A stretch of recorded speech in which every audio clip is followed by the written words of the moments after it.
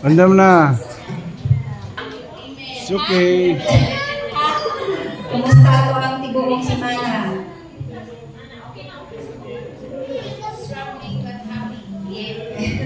Struggling but happy. Struggling happy.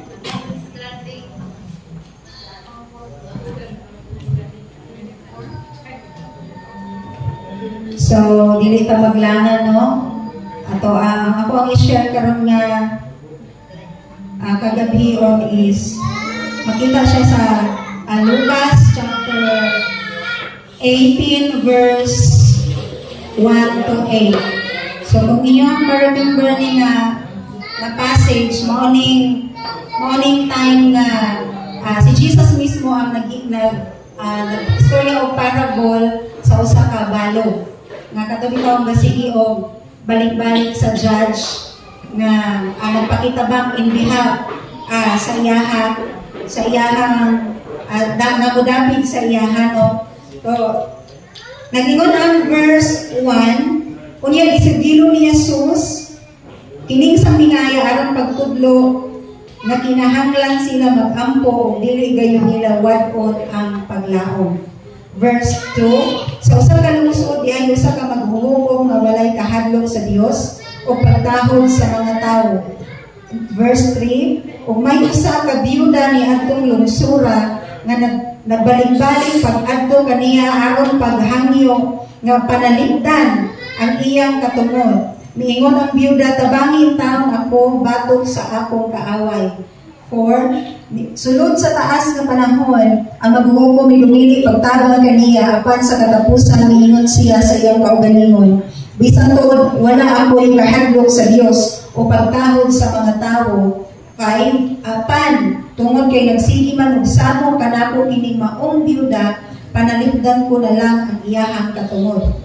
So, klaro kayo verse 5, no? Tungod kay nagsigi man og samo kanako kining maong biyuda panalipdan ko na lang. So, bukmasabot napugos siya, no? Dili unta kinasingkasing ang iyang pagtabang sa babae pero napulan naman siya. Klaro kayo miingon, so panalipdan ko na lang. Napugos siya og panalipod sa babae nga biyuda kay ang babae nga biyuda walay puas nga magsiduol sa iyaha nga panalipdan siya sa iyahang katungod. So verse 6, kung ipadayon ang Ginoo, pamatian ninyo ang gisulti ni atong daotang huwes.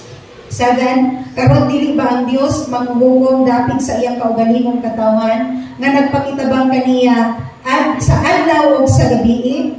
Maglangan ba siya sa pagtabang kanila? Sulihan ko kamo nga maghuhukom siya dapit kanila ug dalion niya ang pagbuhat niini apan makakaplag bakaha o pagtuo ang anak sa tawo dinhi sa kalibutan sa iyang pag-abot. So apan diri sa verse 8, makakaplag bakaha ang anak sa tawo dinhi sa kalibutan sa iyang pag-abot. O imo pa di ana sa pagbalik ni Jesus iyang gisbutan, no? Sa iyang pagbalik makakaplag pabakaha siya og mga tawo nga adunay pagtuo kaniya sa iyahang ikaduha, sa iyahang second coming. Amen. So, klaro kayong pulong sa Diyos, pero ang nagapa-attract pag-ayon sa kuan kining sa English ba sa verse 1. Ug sa Bisaya unya gisugilo ni Jesus kining sambingaya aron pagtudlo nga kinahanglan sila magampo og dili gayud nila wad-on ang paglaom. Sa English na version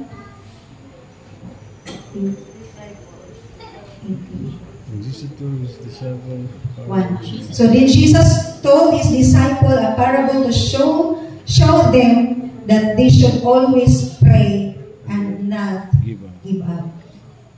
No? Sa dihang ka-give up po na ang grabe ka basic, grabe ka gasgas na pulong sa Ginoo. Pero dili siya maluma para sa ato ang mga Kristohanon nga permi magpapahinumdum sa ato ang dili kita mo give up sa ato ang mga pag-ampo o dili ta mawad-an og paglaom. Na whatever ang ginahagian. So, mangumusta ta, kumusta ka, so lumalaban. Lugitudlo ni Pastor Maya itong mga pipila pa ka mga Sunday. So, ang dapat itubag nato sa atong ipangumustahan sa galing, dili nga laban lang ta, so mali na siya. Ato lang i-pray ng pray. Kay, sorry, nagkatawa si Pastor Abed kay natay tayo na nanawag siya, nangumusta siya. Yeah. Kumusta ngayon? Kumusta mo diyan ko? Kira mas kala lumalaban. Yan, ingon na mo pagsumpay, bisag walay kalaban. Pilit na lumalaban. Ay, naman, nagkatawa siya.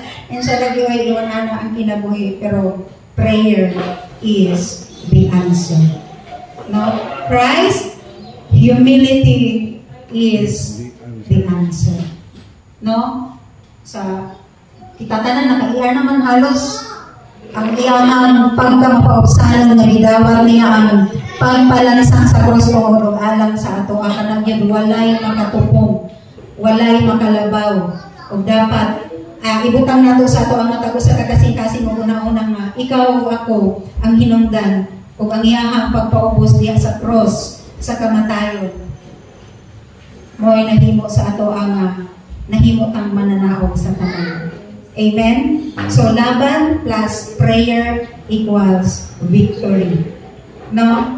Kita nga mga Kristohanon, dili ka mahugdan og laban sa kinabuhi. Ang importante, mula hutay ta hangtod sa katapusan. Amen? Amen? So, klaro kayo ang pulong sa Ginoo di anang mga sabihan ng giingon ni Jesus ang parable sa iyahang mga katawhan.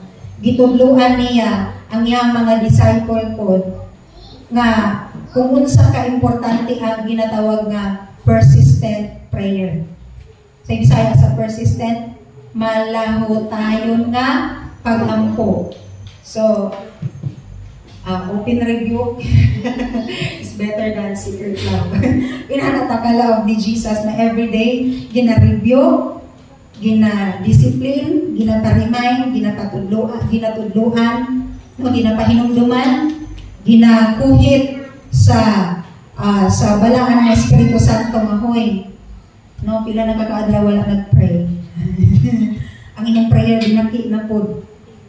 Lukso ba, bakit? Pag-ambak dito tugpa, nag-pray sa Lunes, nitong pag-Merkulis, nitong pag-Birnes, ano? No? So, ingon ana, pero as long as mo padayon, dili mo surrender. So, maayo naman kayo tanigang sa katong pagbautismo na ito ang buwan. I have decided to follow Jesus.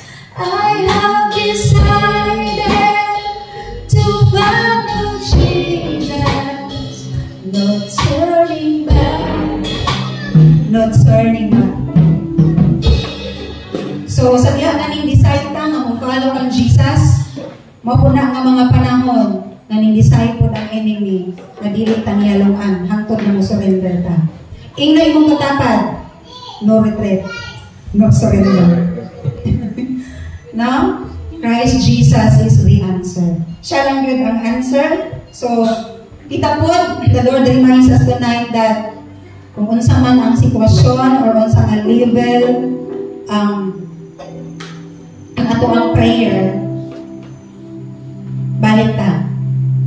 Although lisod ang pagbalik na mahimo siyang perfect, walay lami, no? Sa isa po mga prayer, pataka lang, kabantay mo, mag-prayer na kanang mula-mula sa inyong heart, ang inyong masumpay kay lahit. O dili inyong matulugan, pag mata ninyo, makita kay amin, pero kadlaw na. No, naguna-una tayo ka nga nag-prayer. And ang masumpay sa prayer, Lord, di mo akong scientist.